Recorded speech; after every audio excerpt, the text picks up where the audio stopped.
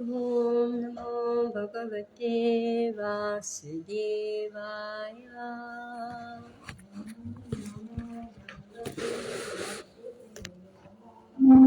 Om Namo Bhagavate Vasudevaya.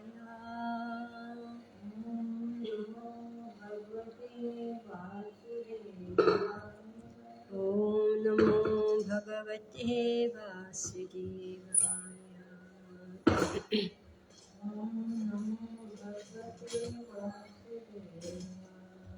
Narayanam Namaskritya Naram Chaiva Narottamam Devim Saraswatim Vyasam Tato Jayam Udirayat Nashtaprayeshu Bhadreshu Nityam Bhagavata Sevaya Bhagavate Uttama Shloke Bhaktir Bhavati Naishtiki Om Jnana Timirandhasya Jnananjanashalakaya Chakshurunmilitam Yena Tasmai Shri Guruve Namaha Shri Chaitanya Manobhishtam Sthapitam Yena Bhutale Swayam Rupa Kadamahyam Dadati Swapadantikam Vandeham Shri Guru Eko निकालिए ना एको का निकालिए one कीजिए वंदेहम श्री गुरु श्री गुरु वैष्णवंश्च श्री रूपं साग्रजातं सहगणरघुनाथं वितं तं सजीवं साद्वैतं सावधूतं परिजनसहितं कृष्णचैतन्यदेवं श्री राधा कृष्ण कदान सहगण ललिता श्री विशाखान्वितश्च हे कृष्ण करुणा सिंधु दीनबन्धु जगत्पते गोपेश गोपिकान्त राधाकान्त नमस्ते तप्त कांचन गौरंगी राधे वृंदावनेश्वरी विश्वभानुसुते देवी प्रणमामि हरिप्रिये वाञ्छकल्पतरुभ्यश्च कृपा सिन्धुभ्येव च पतितानां पावनेभ्यो वैष्णवेभ्यो नमो नमः। जय श्री कृष्ण चैतन्य प्रभु नित्यानंद श्री अद्वैत गदाधर शिवासादि गौर भक्तवृंद हरे कृष्ण कृष्ण कृष्ण हरे हरे राम राम राम हरे हरे। नमो विष्णुपदाय कृष्णवत्सवते श्रीगिरिराजाय स्वामी सुभक्तराधास्ति नमो विष्णुपदाय कृष्णवत्सवते श्रीमते भक्तिवेदांत स्वामी नमस्ते सारस्वती देवी गौरवाणी प्रचारिणी निर्विशेष शून्यवादी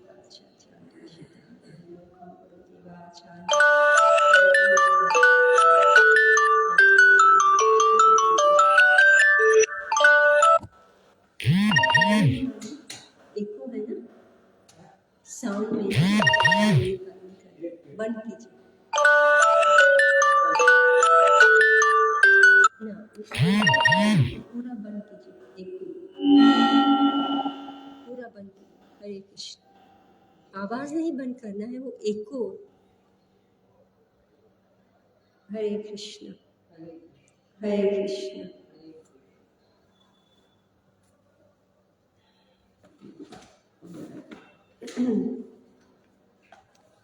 So we are reading Bhagavad Gita chapter 4 text. So chapter 4 meaning transcendental knowledge and text 34 35 huh? You all know 34 35. So this is about sacrifice. What is sacrifice? So for different categories of people, there are different types of sacrifice. We found it? Chapter 4, text 34.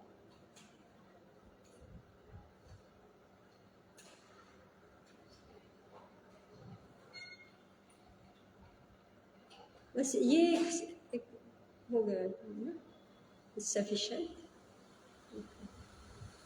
तो आवाज़ करता है, बंद कीजिए, बंद कीजिए। Okay, alright.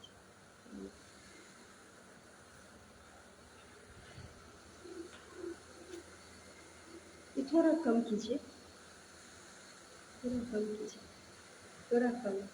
एक एक सिर्फ एक देखिए।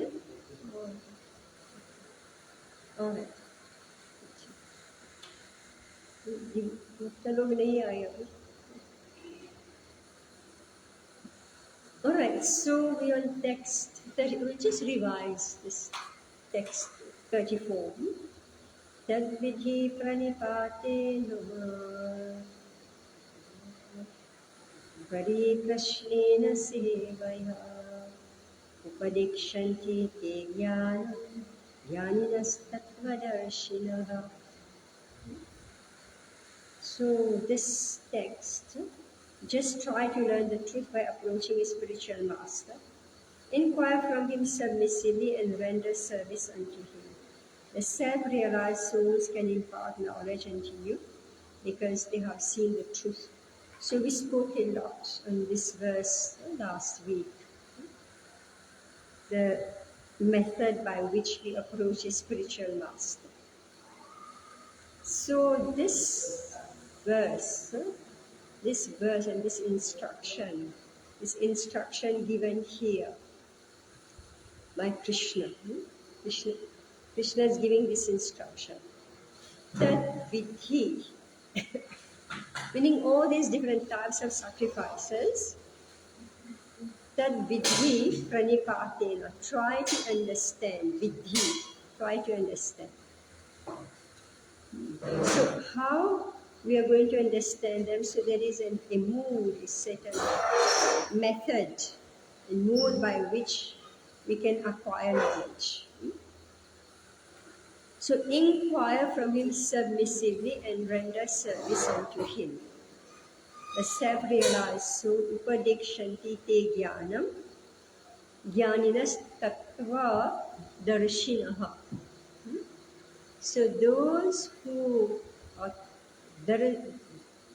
darshibhi, tattva darshina, those who have seen and understood the truth, they can give this knowledge, right? See, everybody, when we attend some class, we know that the person has some understanding, some realization of what they're teaching. Not that everything is all, theory, right? If everything is theory, you don't get much from the speaker, right? So some proper realization should be there. So tattva darshinaha, who has seen and understood the truth. Because then they have strength, they have potency. So I think we discussed last week a lot about how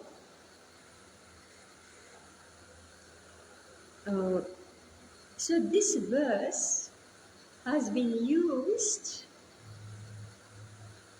This is a pure instruction from Krishna, but it has been misused. All right, it has been misused for domination over others. Right? So a word has been misused for domination over others. And in what way? So we discussed last week, how, the British, when they came, they saw, here everybody is so submissive, they're humble and submissive, they listen to their superiors, right? And they just follow whatever they say, they follow as it is. So they thought, okay, they have to break that mood of submission. So they say, you have blind faith.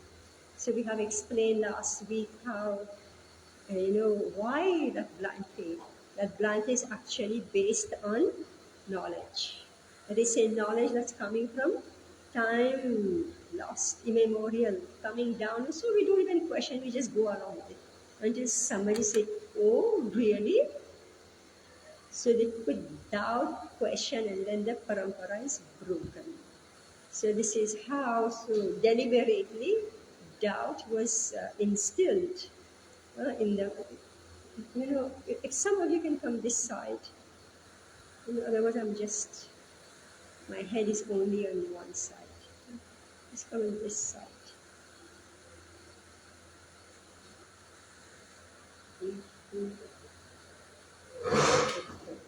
Yeah, so the question, and they broke the faith of the followers in the process, in the philosophy and in the process. You can come close. And then, so I'm speaking, this is one way of how people, like, they captured the mind, they captured the mind of, so meaning that don't surrender to them, you question everything. So I heard Srila Prabhupada say that previously the acharyas, they ruled the country.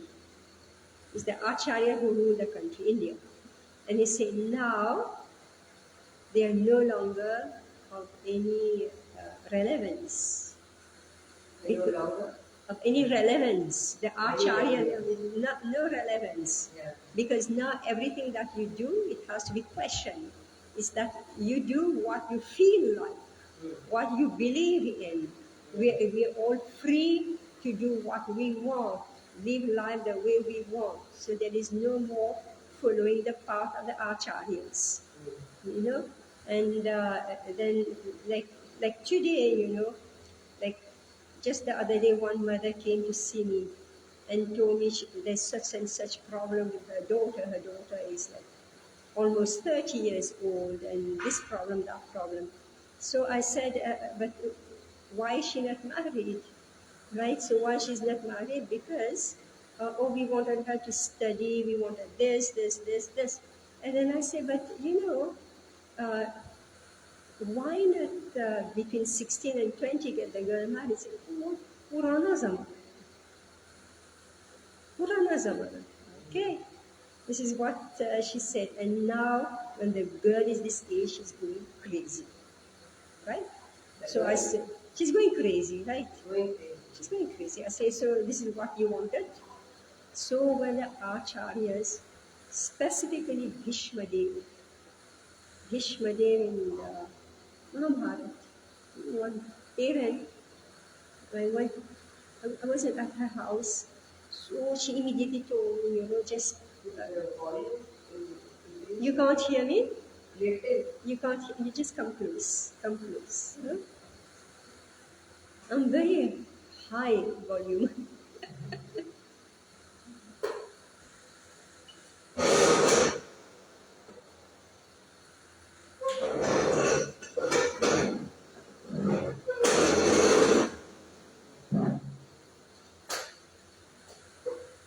You can hear me now, you just sit there. This circle is sufficient. Very efficient. Yeah, so this parent, so I went to visit them and she told me, just tell her daughter, she shouldn't have a boyfriend, And then I didn't know what to say, and by good luck, I was sitting in her house, it was in Mahabharata.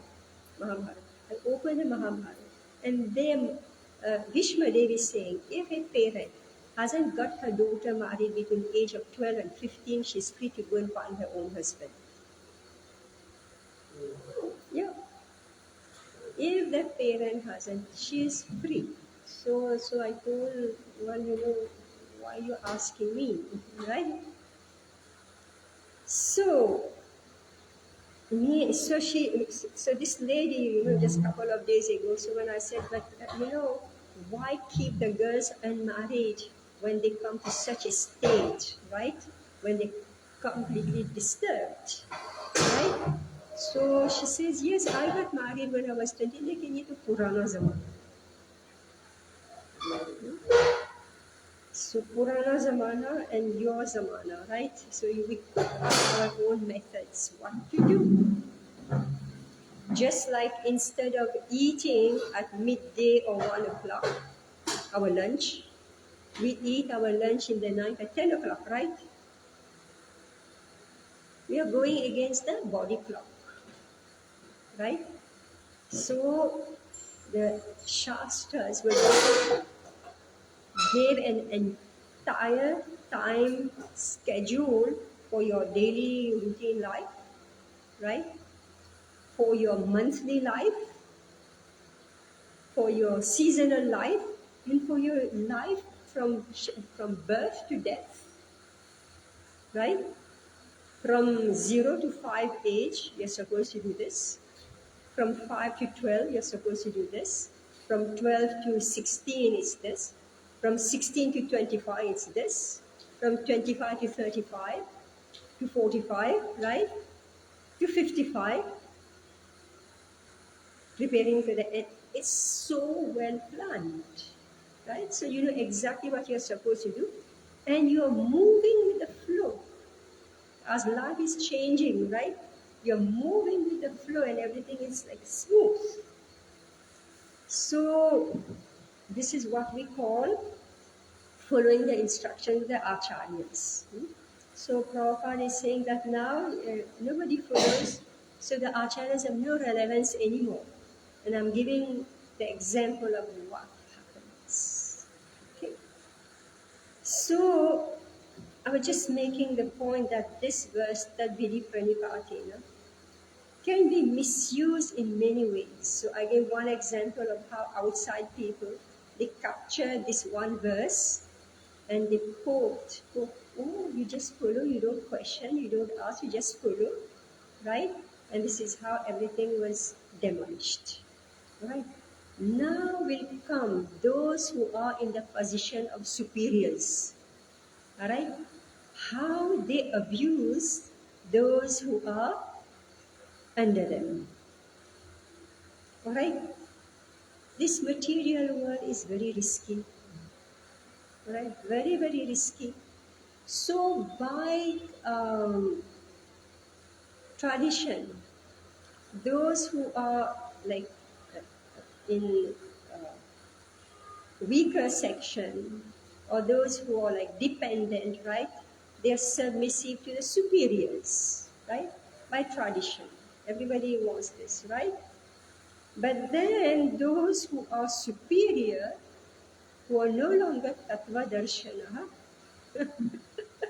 all right, they're not Tattva Darshana, they are not following anything. They just want to capture you, right? And say, don't you know? I'm older to you, right? Right? Even I heard among the women also, from the Bari Bahu, right? You're supposed to listen to me, you're the Choti Bahu, right? Isn't it? All the fights that go on in the household is on this, thing. I'm older, you're younger, you listen to me, I have the first say, right? Or the guru who's not qualified. So you just keep quiet, listen. I've told you, listen. Right? So this verse, Srila Prabhupada is examining it. So he's saying, Tad vidhi pranipatena pariprashnena sevana. So we ask question. Now we should ask question to the appropriate person who has actually seen the truth and understand how to apply it. Alright? Appropriate question must be asked. If we don't ask question, we will never learn. So upadesh shanti. So prashna. We should ask prashna, many questions. Pari meaning we should ask exhaustively until we understand. We are approaching a qualified spiritual master or a qualified person, all right? Qualified spiritual master, a qualified person, on the basis that the person has the answers to my questions. And the knowledge. Yes. Yeah.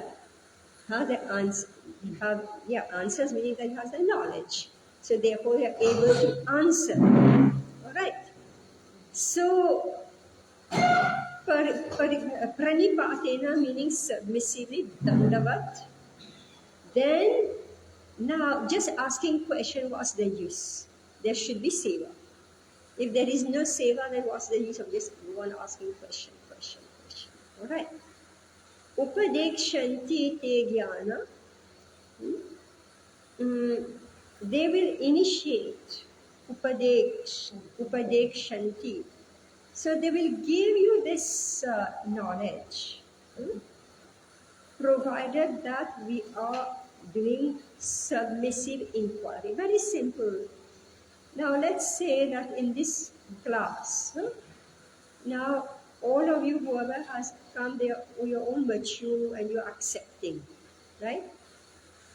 But if I just put out a poster and I say I'm having such and such topic, and when the people will come, they will have millions of questions that will be challenging also, right? And we must accept this audience also, right? We accept that audience when they are asking many questions, they're challenging, etc., etc. Even Prabhupada, when he first went to see his spiritual master, he challenged his spiritual master, right? As soon as Srila Prabhupada walked in, and that was in Calcutta, and Srila Bhakti Siddhanta saw him. He was a young boy. He was in his 20s, early 20s. Srila Bhakti Siddhanta immediately said, you young boys, you young men or boys, okay? You are educated. You should preach this philosophy in the English language. That was British time, right? So you must preach this philosophy in the English language. Because Srila Bhakti Siddhanta himself, he was so much debating with all those British scholars because they had come to conquer the minds of the young people, right? So Srila Bhakti Siddhanta and his students, everybody, so they were preaching to protect the minds of the young people. So Srila Prabhupada was Abhay. At that time his name was Abhay Dev. So he's a young boy. So see, culture is there that when they come in front of a spiritual master, they should bow down. So he was bowing down. So he had hardly got up. And here he was getting an instruction when he was 20 years old, right? You young men, why don't you preach this philosophy in English language? So Prabhupada stood back and then he challenged. He said, we are under the British rule. And Abhay, in his college, he was with Subhash Chandra Bose. All right? He was fighting for this. He was same school as Subhash Chandra Bose. And they were fighting for independence. And there was, so the students were with the Gandhiji movement. All right? So all that was going on in their school. And Abhay himself, he was dressed in khadi, right? Showing that he's rebelling against the British Raj, right? So he said, we are under British rule. We are slaves. How can we preach? India should become free first, then we can preach, right? He challenged his spiritual master. But then Srila Bhakti Siddhanta explained to him, say it doesn't matter who is ruling. Who's ruling? Say it doesn't matter who is ruling. He said that this message of Krishna consciousness is so urgent. All right? It's so urgent, it cannot wait. It cannot wait. It just has to be given out. Right? So what I'm saying is that Abhay, just imagine now, he is very intelligent, all right? Very intelligent boy. And so he's coming in front of a spiritual master, but he didn't just accept what the Guru said. But when he heard Srila Bhaktisiddhanta speak, explain the philosophy, and Abhay, who's Srila Prabhupada today, so he's coming from a family where there was great respect for sadhus. All right? So his father will entertain whether it is a crook sadhu or a real sadhu, everybody is sadhu. All right? And door is open and you come and take prasadam, right? So Abhay wasn't very happy about this. He said, oh, this is my father, you just open the door, anybody can just come in. This Baba, that Baba, this crook, this one. You know, during the day he wears saffron, and then if you remove the saffron, he's just a beggar in the street. But his father will entertain everybody and just feed them. All right? So he challenged. But when he heard Srila Bhaktisiddhanta, he said, the philosophy of Sri Chaitanya Mahaprabhu, because they are from Bengal, so they know about Mahaprabhu. He said, the philosophy of Sri Chaitanya Mahaprabhu is in the hand of a very qualified person. And internally, that day, 20 years old, okay, that day Abhay surrendered to Srila Bhaktisiddhanta. But it is only 11 years later that he took Diksha. That he got that opportunity and he took Diksha. Right? So I'm just making this point about it's not that inquiry is not required, when challenges is not required, but to maintain a challenging attitude and to refuse to learn, then how will you learn? How will you learn? So better you find somebody else, right? Then you also to have faith in the Guru way of doing. Yeah. That is the main thing. Then you can surrender and learn many things. Yes, and now of course, you know, let's take Ramanujacharya. So Ramanujacharya, he had one guru. Right? I mean, just imagine who they are. That was 1,000 years ago or so. So you can imagine what was their attitude of that student, right? So he had this guru. I think his name was Yadavat Prakash. Anyway, I get mixed up in all the names. So Ramanujacharya, I think he was massaging the feet of his spiritual master. And at the same time, the Guru was giving a dissertation, you know, on one verse from Vedanta Sutra. So that verse was describing the lotus eyes of Vishnu. And the Guru, he interpreted that the lotus eyes of Vishnu is red like the back end of a monkey. All right. This is Mayavad philosophy. So he's a Mayavadi, okay? So Ramanujacharya was crying when he heard that the lotus eye of Vishnu has been compared to the back end of a monkey.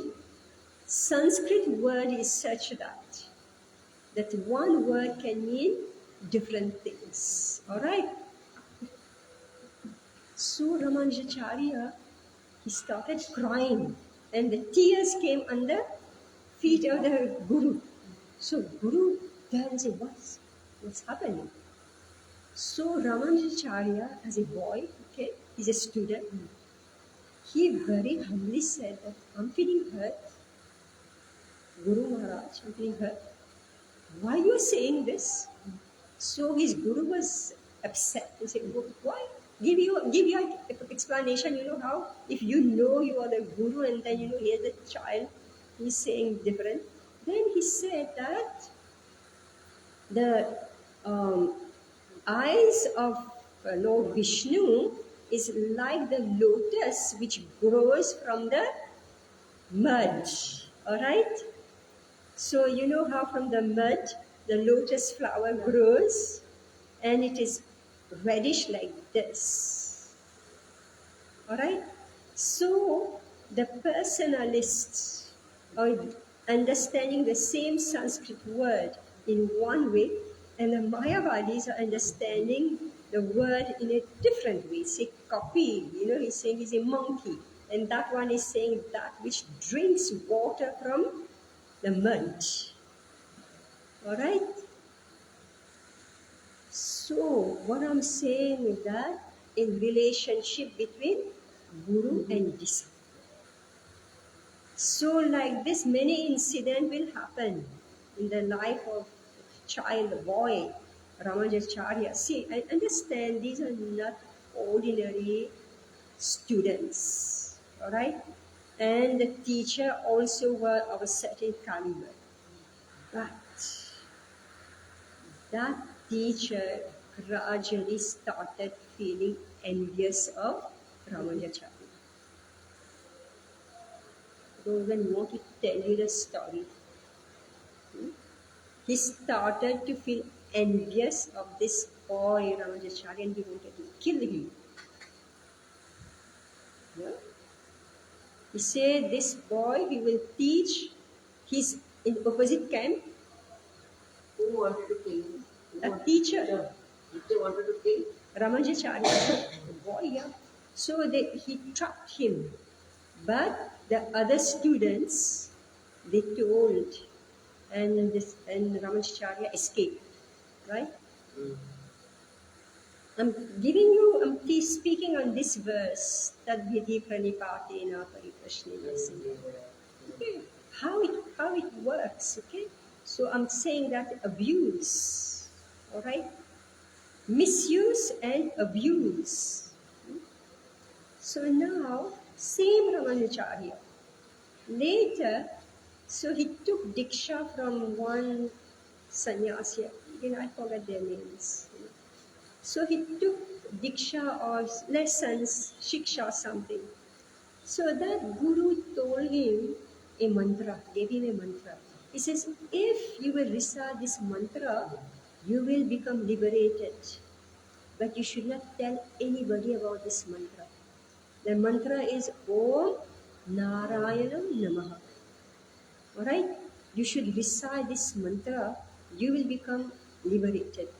So Ramanujacharya, he's an acharya now, okay? He's not only for himself.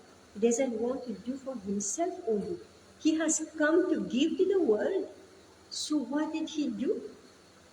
As soon as he walked out from his guru's ashram, he went in a public place and said, I've got something wonderful to give you. So he stood high and he proclaimed it, and everybody chant, Om Namo Narayana Namaha. So the public, everyone was chanting Om Namo Narayana Namaha. And here it's like secret mantra Guru has given, and this boy, he went out, he gave to everybody. Guru called him. He was very upset.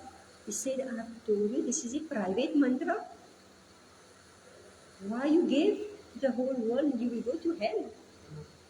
Ramanujacharya said, if I go to hell, but everybody who's chanting the name of Narayan, they will go to Narayan, Vaikuntha. It's okay. That Guru said, you are my teacher. Yes. The Guru said that you are my disciple. You are my teacher. You are my teacher. Oh, Yes. The Guru said that. Yes. The Guru said. The Guru was very graceful. Yes. I'm And giving then- you contrast. And the other one, the guru was, he wanted his position. Yes, So the difference between, yes, yes. I'm giving you. Yeah? So we should not misunderstand this most important verse. So the guru surrendered because in the Vedic tradition there is talk and discussion between different groups. And if you are able to defeat somebody philosophically, you accept his reasoning, right? It's not like you're going to kill him, right? And anyway, Srila Bhakti Siddhanta, Srila. Mataji, you can explain this, what line which you said, what is the Guru? No, I just said that if you don't, I forgot what I said. So I was going on a line, I was trying to explain something, now my thought is broken.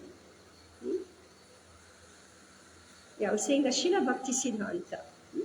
Srila Bhakti Siddhanta, when he was establishing the philosophy of Krishna consciousness, there were many so-called gurus who were caste brahmanas, who were descendants of acharyas, but who were not qualified. They opposed him because Srila Bhakti Siddhanta, like Ramanujacharya, like Madhavacharya, they open the doors to everybody, whoever may be qualified. All right? He didn't say it's by birth. He said by qualification.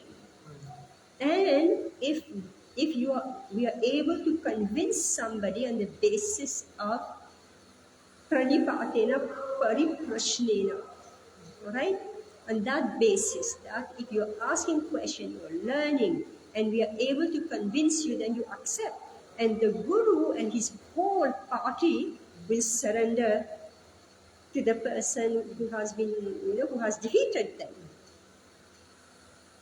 There was no conquest by sword, all right? There was no conquest by, breaking down your temples or conversion. It was not like that. It was based on knowledge, all right? So this verse is very important, extremely important. I hope it is a little clear. So in our modern times also, so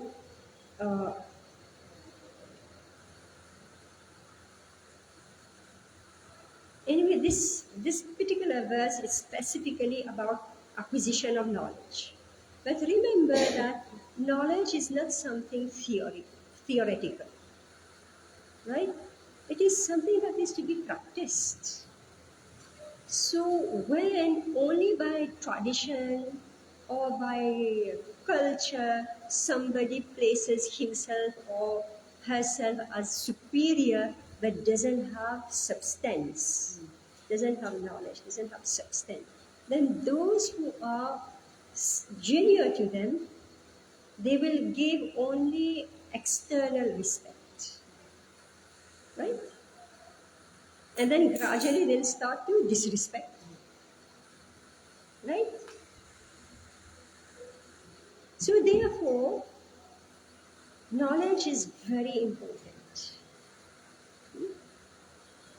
Okay, so actually this is like so deep. There is so much in this section. And this section is about sacrifice. So this is transcendental knowledge. This verse, this chapter is transcendental knowledge. Meaning that whatever we may be doing should bring me to the point of knowledge. Like if I'm worshipping, for example, the devas, if I'm worshipping the devas, from there it should bring me to the point of knowledge. And what is that knowledge? That I'm not the body, I'm spirit soul. And that I'm wasting my time in this world. So in this section, 25 to whatever, to 30, 33, 32, 33. So all these different groups of categories of people, they are not on the same level. The worshippers of the devas, they are not on the same level as those who are aiming for Brahman realization. Because the worshippers of the devas, they are materialistic, right? They are materialistic. Whereas those who are towards Brahman, Brahmavadis, they have understood that this is all of no use. So they are giving up sense gratification. But they are not on the same level as the bhaktas. Why? Because the bhaktas want to serve Krishna, whereas the Brahmavadis, they are opposed to service to Krishna. What do they want? They only want to escape from suffering. Alright? But Krishna is giving an instruction. He says, if you are to understand it, you must approach it. I don't want to go back again and again. I hope we can read by ourselves or listen to the recordings. So now text 35. Yajja vyakvana punaramoham evam yasyasi pandavaha yena bhuttanya sheshani drakshyasyasi atmanyatato mayi. Having obtained real knowledge, now just see what Krishna is saying. Having obtained real knowledge from a self-realized soul, you will never fall again into such illusion. What's the illusion? What illusion? Not this body. Yes, that I'm the body, that I'm the enjoyer and controller of this world. For by this knowledge you will see that all living beings are but part of the Supreme, or in other words, that they are mind. Right now we are seeing different people, right? Like I just described Srila Madhvacharya, Ramanujacharya, right? He said, give chance to everybody. Like Chaitanya Mahaprabhu, this Hare Krishna Mahamantra, actually was kept secret. It's Hare Krishna, Krishna Krishna, Hare Hare, Hare Rama, Rama Rama, Hare Hare. This mantra was kept secret. Chaitanya Mahaprabhu and a few associates, they would meet in the house of one devotee and they would have Harinam Satsang. All right? They wouldn't allow anybody to enter. So Mahaprabhu will be singing and dancing. And one day, I think the aunt of, the one of this group, what did she do? She hid under a basket. She hid under a basket because she wanted to witness Chaitanya Mahaprabhu's, she wanted to witness his kirtan. So Mahaprabhu saying, something is wrong here. Good sense. So this aunt was put out. Another time, because now it was getting, like spread, how something is happening, news starts spreading like this is happening now, more and more curiosity is coming, and why am I not allowed? So there was this one brahmachari, so he also hid in the house and he wanted to witness. So again Mahaprabhu says, somebody is here. All right. So he came out from hiding, okay? I've forgotten the details of the way he came out. And he said, I'm a brahmachari. His voice said, I'm a brahmachari. and I live only on drinking milk. Meaning I'm self-controlled, tapasya brahmacharina, right? Mahaprabhu said, only by drinking milk and being a brahmachari doesn't make you qualified, Correct. right? But then one day, Srila Advaita Acharya, he told Sri Chaitanya Mahaprabhu, you have come as a Yuga avatar, alright? You have come as the Yuga avatar to deliver the sinful, fallen people of this age of Kali. But you are just inside, indoors. You are doing Harinam, right? So then Mahaprabhu changed. Actually, I should have brought my songbook. I should have sung this beautiful song. And next week we'll sing a song of how Mahaprabhu walked out into the streets of Nadia and he took the Sankirtan party with him and he started chanting Hare Krishna, Krishna Krishna, Hare Hare, Hare Rama, Rama Rama, Hare Hare. He started giving this Hare Krishna Mahamantra. So that was the first time when it became like open Yes. to all. Yes, he just gave it. Qualified, not qualified, he gave it. And everybody knows how many are chanting. He opened the door, right? How many are chanting? Right? Isn't it? So it remains a secret.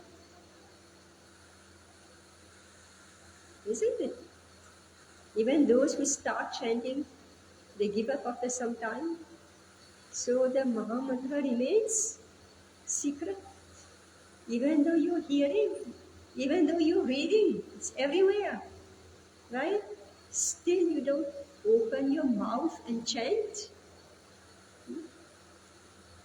In one song by Bhaktivinoda Thakur, he said, chant before the flame is put in your mouth.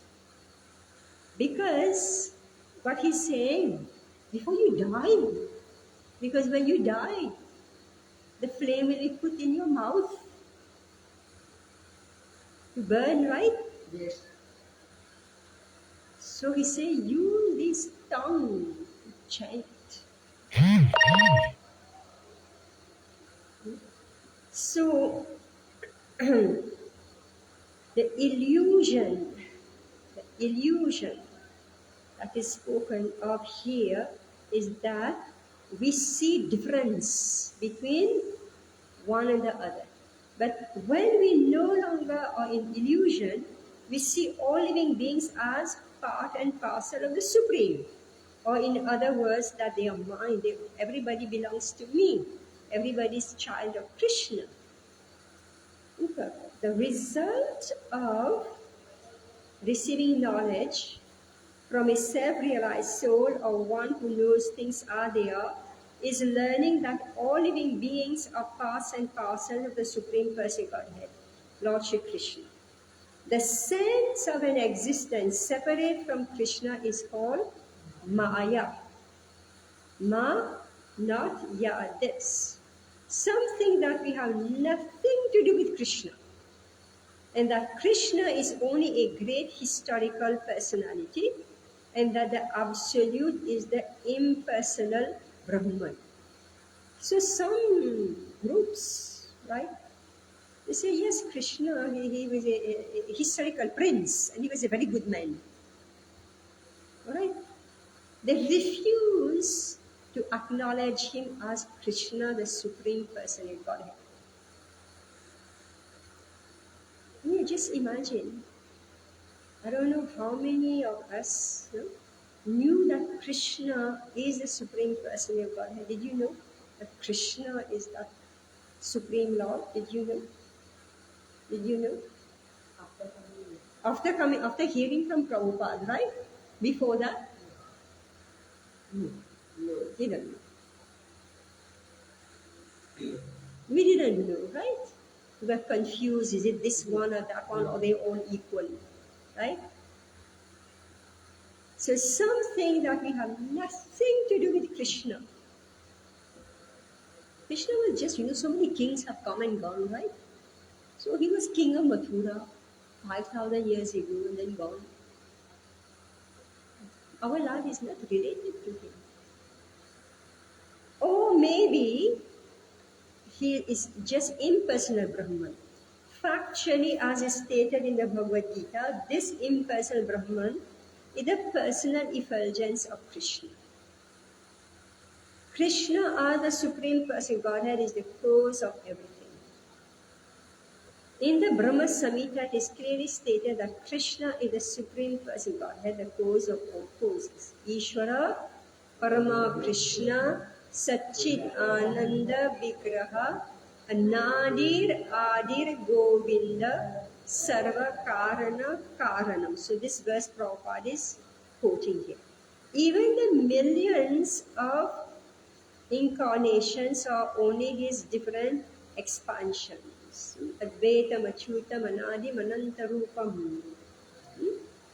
So many different incarnations, but Krishna is personal.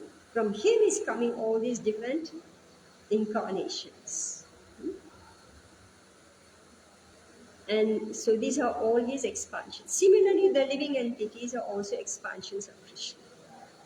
Now let's hold up pen and paper. So the word expansions is used. Expansion. Amsha. Amsha means part and parcel of the Supreme Lord. Alright? So there is Swamsha and Vibhinamsha. So the different incarnations of the Supreme Lord is Swamsha, his own personal body that is expanded. So if we take the one Krishna, then comes next Balaram. From Balaram will come Narayan, the Chaturvyuha, all these. Go on expanding. These are all categories of personal expansion of the Supreme Lord, meaning they have the same potency. They're God. One manifested in so many different expansions, and each they look different, but actually they are this one. Okay, this is Swamsha.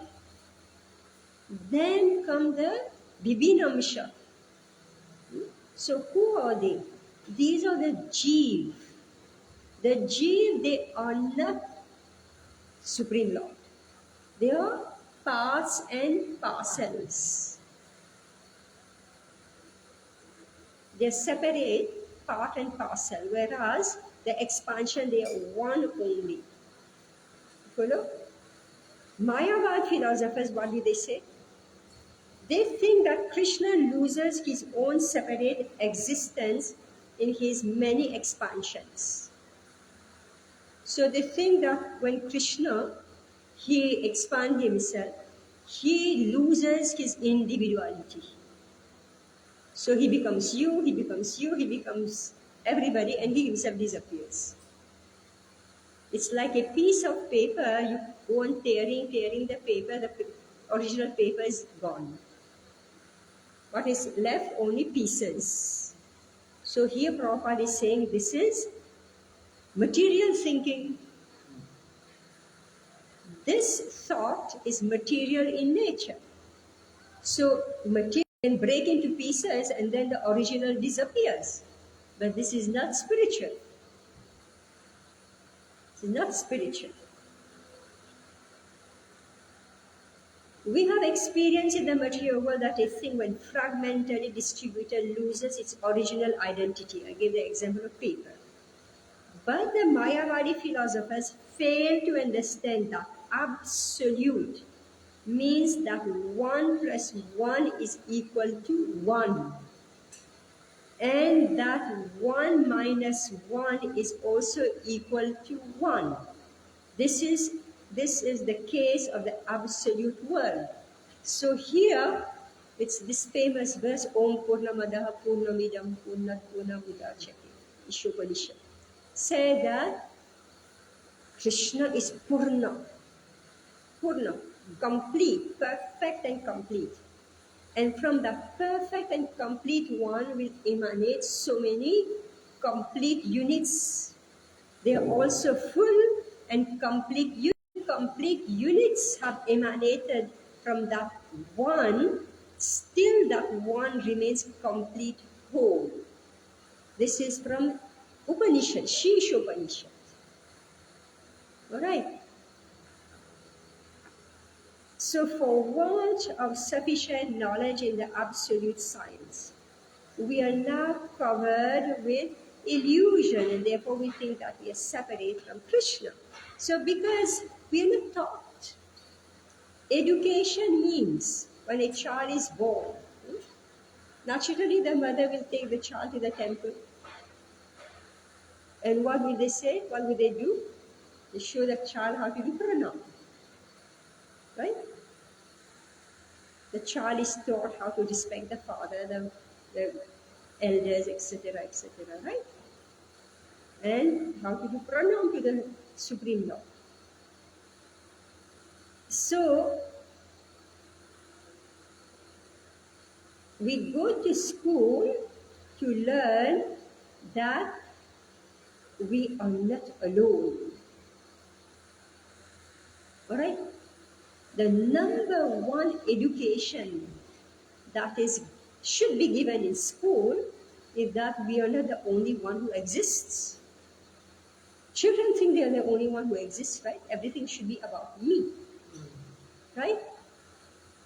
So we go to school to learn that it's not about me. So the child is supposed to, here Prabhupada is saying, for want of sufficient knowledge in the absolute science, we are now covered with illusion, and therefore we think we are separate from Krishna, so we are not aware. We are not aware of Krishna. We are not aware of his existence in reality. Maybe out of sentiment, we know Krishna. In India, everybody knows Krishna, but it's sentimental.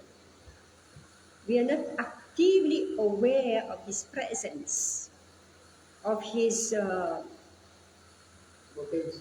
potency, and we're not aware of his position. Right? His position. Like children, after some time they think, okay, let me break away from the father, right? After 16, 17, 20, okay, now they know what they want to do, right? Similarly, this jeev don't realize that actually I have a father. I have a father, right? I have a father who's always, whose control I can never escape. Sometimes when the father leaves this world, the children relax. Before the father was everything, controlling, dictating. Father's gone, relax. Right? And that's when the children, however old you may be, 40, 50, 60-year-old, when your father lived, you see all the children are fighting. You're fighting? Right. Doesn't matter how old you are. Right? So if we are aware that there is a supreme father, supreme controller, then we are going to control our mind. Right? So here Prabhupada is saying, for want of sufficient knowledge in the absolute science, we are now covered with illusion. And therefore we think that we are separate from Krishna. So I'm not seeing Krishna. I have no connection with Krishna. I'm not recognizing his authority. Although we are separated parts of Krishna, we are nonetheless not different from him. The bodily difference of the living entities is Maya and not actual fact. We are all meant to satisfy Krishna. By Maya alone, Arjuna thought that the temporary bodily relationship with his kinsman was more important than his eternal spiritual relationship with Krishna. I have just given a description. Our father, so it's like bodily, when he's gone, it's over, right? And we don't realize there is a eternal father, and we are answerable to that eternal father. So when there is dharma, okay, when there is sufficient knowledge of the absolute science, so I will hesitate. When father is gone, I will hesitate, thinking I'm still answerable to the Supreme Father. Anyway, that seemed to be such a bygone age, something it's like, doesn't exist. Even in very good families, right? Because there's no systematic knowledge. By Maya alone, Arjuna thought that the temporary bodily relationship with his kinsman was more important than his eternal spiritual relationship with Krishna. The whole teaching of the Gita is targeted towards this end, that a living being as Krishna's eternal servitor cannot be separated from Krishna. And his sense of being an identity apart from Krishna is called Maya. So the Maya is that I believe I exist separate from Krishna, that I am free from the control, free from the control of Krishna. So this is Maya. The living entities are separate parts and parcel of the Supreme, have a purpose to fulfill. Okay. Having forgotten that purpose since time immemorial, they are situated in different bodies as men, animals, demigods, etc. Such bodily differences arise from forgetfulness of the transcendental service of the Lord.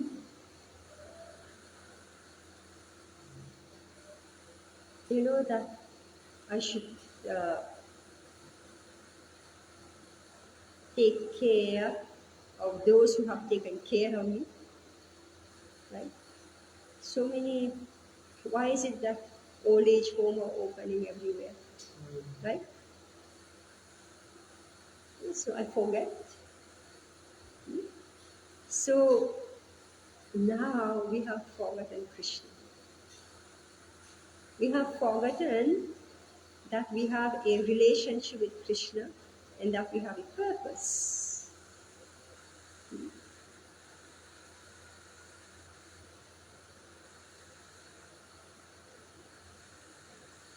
Of course, we don't spend our time in life only serving the old people. Old people will take away everything from you, right? Isn't it? And they make you forget Krishna. Yes. They've forgotten Krishna, right? Just explain how this older, the abuse of your position. See how tricky it has become.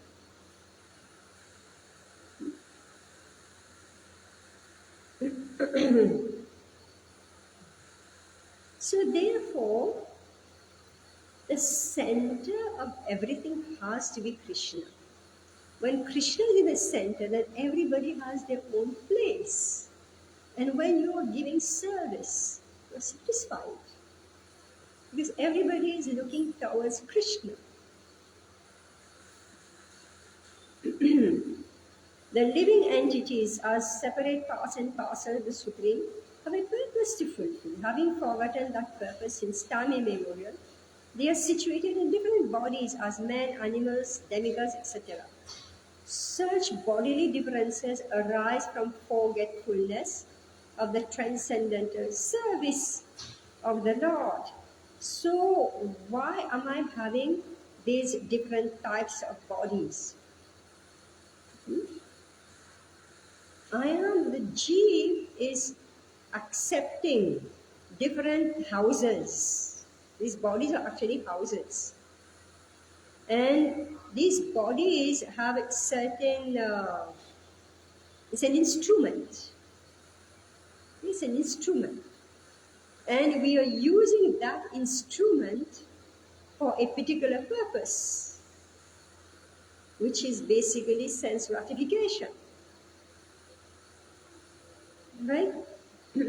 So the soul, the Jeev is choosing his own body. So as demigods, as human beings, as animals, birds, etc., etc. And so we choose our bodies and we forget Krishna's service. But when one is engaged in transcendental service through Krishna consciousness, one becomes at once liberated from this illusion. So when we are actually doing seva, tadvidi pranipatena pariprashnena sevaya. So when we do service along with the inquiry, we become free from this illusion of separate bodies, different bodies, my own different bodies, other people's different bodies, plus I'm able to see who is who. Who is the Supreme? Is it Brahman, is it the Devas, or is it Krishna? One can acquire such pure knowledge only from the bona fide spiritual master and thereby avoid the delusion that the living entity is equal to Krishna. Perfect knowledge is that the Supreme Soul Krishna is the supreme shelter for all living entities. And giving up such shelter, the living entities are deluded by the material energy, imagining themselves to be a separate identity. So we think we have no connection at all with Krishna, like most of us here say that we didn't know Krishna is supreme, right? We had to learn from Srila Prabhupada. But not only that Krishna is supreme, but also that we have a sambandh, right? We have a sambandh, we have a relationship with Krishna.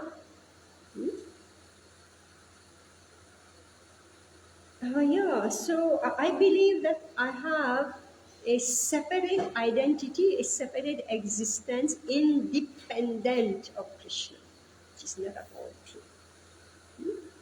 Thus, under different standards of material identity, they become forgetful of Krishna. Whenever such deluded living entities become situated in Krishna consciousness, it is to be understood that they are on the path of liberation, as confirmed in the Bhagavad Gita. So they are on the path of liberation when they come out of that maya, this moha, which make me see different people as separate individuals with self-identity. Just like I see you. When I look at you, naturally I will ask you, what is your name? And then I will say, what is the name of your husband? Who is your husband? You have a child? What is your father? What is your mother? Right? And none of us, do we look at anybody? Do we think that person exists? Separate and individual. Is that so? Is that so? When you look at somebody, immediately you will ask, no, you say. So the person doesn't exist by himself or herself. The person exists in relation to somebody. Your name, is it your family name? Is it from your father's side? Is it from your mother's side? Is it your great-grandmother who gave that name? You know, this is the line, right? And here we are. We have cut our sambandh with Krishna. You follow? This is what this verse is saying. So now, when that illusion is removed, and then finally we say, oh my God, this person actually is a family member of Krishna. The day we start seeing like that, that day we know we are no more in moha. That day. When, however, such deluded living entities become situated in Krishna consciousness, it is to be understood that they are on the path of liberation as confirmed in the Bhagavatam 10.6. Muktir hitvan yatha rupam swarupena vyavastitihi. Liberation means to be situated in one's constitutional position as an eternal servitor of Krishna, Krishna consciousness. Meaning that maybe the others, they are not seeing what you are seeing. Alright? Maybe the others still seeing Deva, human beings, animals, birds, male, female, Brahmana, Kshatriya, Vaishya, Shudra, Chandal, right? Everything we are seeing different, right? They are having their own different identity. No someone with Krishna but you. When you awaken by the grace of Guru, that moha is destroyed. What are you seeing? You are seeing each and every one as someone with Krishna. You are liberated. That day, this is what Prabhupada is explaining here. That day. So, it's a very great day, right? Because liberation means at least being this material world, freedom from suffering, adhyatmic, adhibotic, adhidaivic flesh. Why? At least no more can inflict suffering upon me. Right? The day nobody has the power to inflict suffering upon me, that day I know I am liberated. That day when my bodily disturbances doesn't cause me suffering, that day I know I am liberated. That day when all the natural calamities, I heard tsunami, flood, etc., so many things going on, right? Earthquakes. Even though these things happen and I do not suffer, that day I know I am liberated.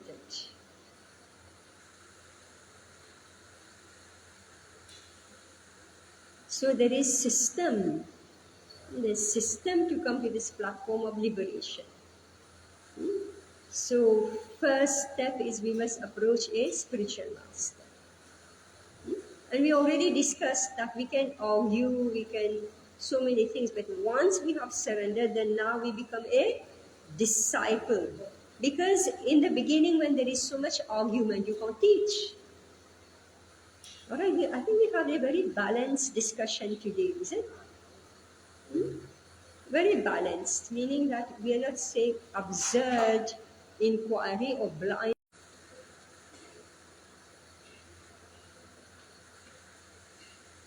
All right, so that was pretty intense, no? Ashish? Huh? Last week also. Last, you know, this simple book, Bhagavad Gita, which is preliminary knowledge, Srila Prabhupada has given so much instruction in it, right?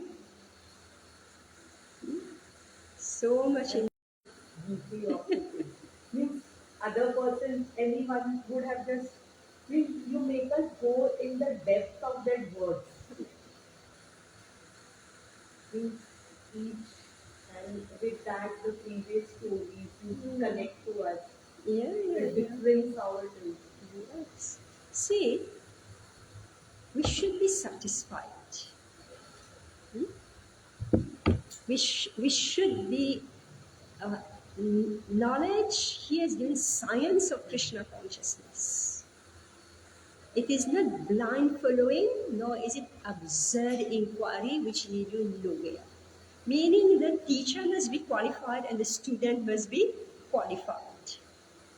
And so we have also discussed that if there is a difference between the two, then how do we react? Right? It doesn't mean that only teacher can be taught. So if student has learned something and knows something, the teacher can say, okay, let me become student and you are the acharya. Right? Because even in this section, there are different levels of knowledge. It started with worship of the devil, which is materialistic. Then it came the next level, which is Brahman, which is Mayavad. Right? Then the yogi, they're simply like enacting the mechanical way to achieve the knowledge of the jnanis. Right? And then the bhaktas haven't been properly fully explained yet. The Prabhupada in the purpose speaking about the bhaktas. All right. So thank you very much. Hare Krishna. Hare Krishna. I think what did Chaitanya Mahaprabhu say that the Brahmin told that I have made? Yeah, he said qualification